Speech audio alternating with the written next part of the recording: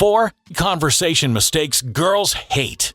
For guys, the hardest part about dating is the most important and critical part of it, maintaining an interesting conversation that makes the girl attracted to you.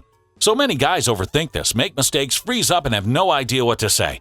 Since I'm a god, I'm going to go ahead and show you the biggest mistakes that you're definitely making, and show you how to fix them with conversation tactics that will build her attraction toward you and make her more likely to go home with you. But first, it's important to know that even before you strike up a conversation, she's going to be analyzing your appearance, how you carry yourself, your hair, and especially your outfit. An easy way to separate yourself is to wear a watch from our sponsor, Movement.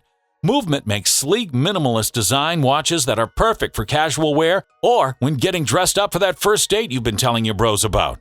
They add a subtle style boost to your outfits that will show girls your attention to detail, and trust me, she will notice. My favorites from their collection are the Gunmetal Sandstone, the White Caramel, the Silver Mist, and the Voyager Eclipse. These watches are style killers, and they'll turn heads for sure every time. Just make sure you match the watch nicely with your outfit. Their watches range from $95 to $200, and when you use my link in the description, you'll get 15% off your entire purchase, so I highly recommend that you give them a try. Mistake number 1, roadblock phrases. Now, when most guys are in conversations with a girl, or with anyone actually, they'll often respond to someone's story or sentence with a roadblock phrase, or phrases that completely kill the flow of the conversation and don't warrant any response or continuation. So if a girl tells you a story and you only respond with, "Oh, hey, that's dope," or "Oh, wow, that's so awesome," what the fuck is she supposed to do with that? Exactly. Phrases like "cool" and "that's great" or "awesome," without any follow-up substance to go with it, create roadblocks in the conversation that forces the girl to put in extra effort to keep the conversation going. And if you started the conversation and are trying to get with her, then she's not going to waste time stirring and driving the conversation forward when you haven't proven to her that you're an attractive guy worthy of her attention. These create surface-level banter and small talk and don't push the conversation forward. And the reality is, most people are guilty of using roadblock phrases in conversations with girls and guys in general. So next time you catch yourself doing it, be sure to eliminate it. Like I said in previous videos, girls follow an emotional train of thought, while guys tend to follow a logical train of thought. This is why it's so important to understand that the goal of any conversation with a girl is to create an emotional connection with her, because that emotional connection is what will make her want to escalate the connection to a physical one, aka you and her taking it to Pound Town. Which brings me to mistake number 2. Mistake number 2, making the conversation too logical.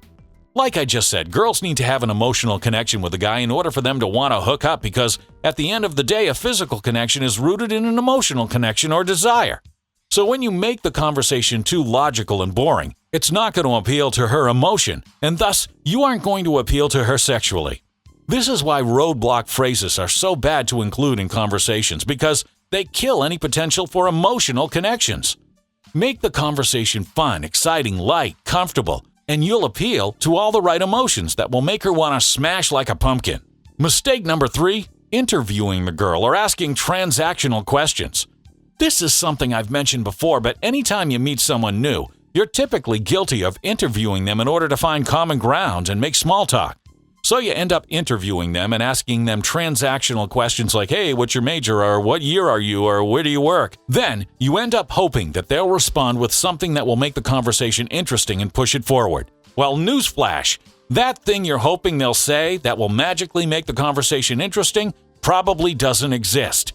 You have to be that thing that makes the conversation interesting by appealing to the girl's emotional side, and instead asking open-ended questions that require her to describe her emotions and feelings. So, for example, if a girl tells you that she recently went to a Drake concert, instead of interviewing her about it and asking questions that only warrant logical short responses, you can ask her questions like, "What was it like to see him live?" or "What was the coolest part of the show?"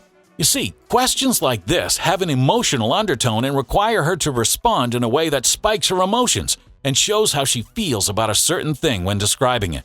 When people talk, especially when they're telling a story, they often hint at what emotional state they were in and the prior feelings they felt. If you can find those underlying emotions and feelings that a person has or had and relate them to your conversation, it validates the other person's feelings and creates a connection between the two of you. So in the concert example, if she were to say something like, "The show was wild, the whole crowd went crazy and he performed sicko mode," you can see that the emotion she's describing is excitement and hype. So you could respond with a similar personal emotional experience by saying something like, "That sounds like it was crazy. Every time I go to a concert, I get hyped as fuck. The last concert I went to, they needed to bring in extra security because of how insane people went." Boom. Just like that, you related to her emotional experience with a similar one. And now that there's an emotional relationship there, she'll feel more comfortable with you, and it'll make all of the ensuing conversations flow a lot more naturally. Now, you don't always have to relate it to the same exact experience she had. It can be a totally different experience, but as long as you're relating it to some emotions and feelings she described, it'll work. You can always just say the phrase, "Yeah, that's sort of like how I XYZ," and follow it with a similar emotional experience that you had. Mistake number 4, seeking the girl's approval. Now, I've talked about this time and time again. Seeking the girl's validation and approval screams neediness and will kill any attraction she has for you. And worse than that, it'll actually force you to have a worse conversation with a girl. If you're constantly seeking her approval after every sentence you say, then you're not going to be able to create an engaging interaction. This is why it's important to be unreactive and grounded in yourself. Focus on making sure you're having fun, and she'll be compelled and attracted to you. And that's it. Here are the 4 biggest mistakes summarized. Using roadblock phrases, making the conversation too logical, interviewing the girl, and seeking her approval. Steer clear of these in your next conversation, and your chances of success will increase by a ton. Hey, and don't forget to check out our sponsor Movement to get yourself a sleek and minimalist watch. That'll intrigue a lot of girls and make them like you at crazy affordable prices. I'll have them linked below with a discount. Trust me, your outfit and style makes up a critical aspect of a girl's attraction level before the conversation even starts. So you don't want to be the guy who screws that up, okay? Zeus Man, out!